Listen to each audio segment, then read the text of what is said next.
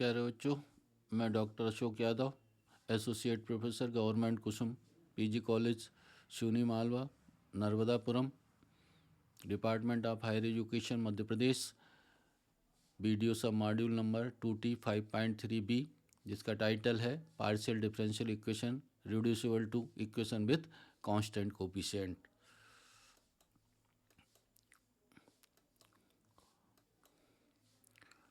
आज हम उन इक्वेशन पे चर्चा करेंगे जिन्हें हम कांस्टेंट कोफिशिएंट्स के रूप में बदला जा सकता है। तो यहाँ एक इक्वेशन ये सामने दिखाई दे रही है।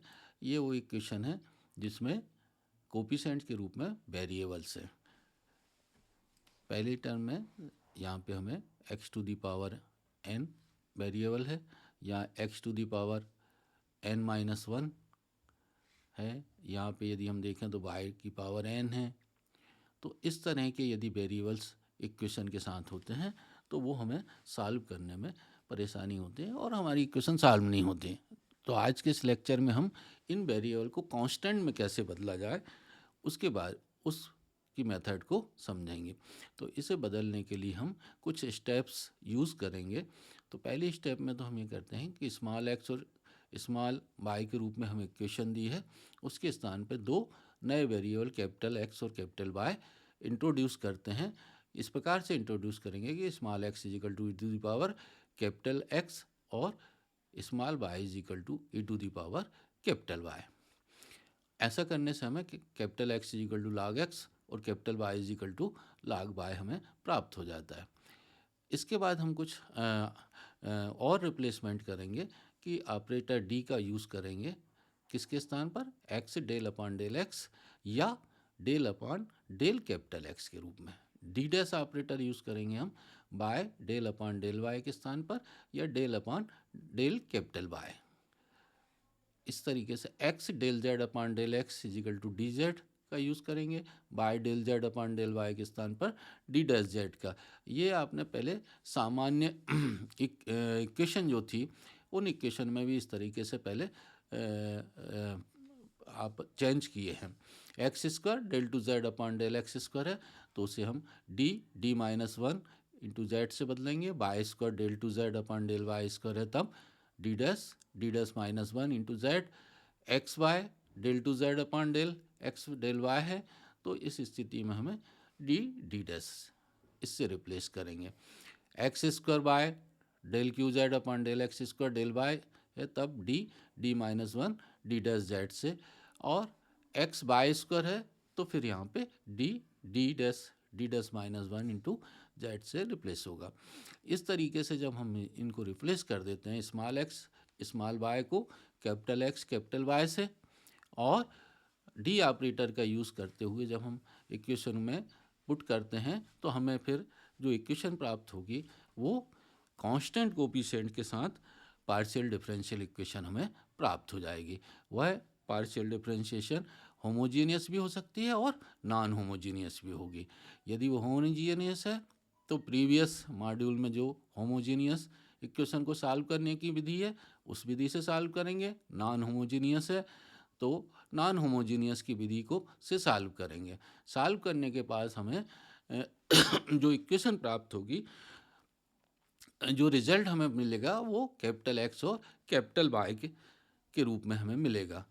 चूँकि हमें इक्वेशन स्मॉल एक्स और स्मॉल वाई के रूप में दी है तो अब हम यहाँ पे कैपिटल एक्स और कैपिटल वाई को स्मॉल एक्स स्मॉल वाई के रूप में चेंज करेंगे। तो यहाँ चेंज देखिए कैसे चेंज करेंगे। कैपिटल एक्स के स्थान पर लॉग एक्स पुट कर देंगे, कैपिटल वाई के स्थान पे लॉग वाई पुट कर देंगे।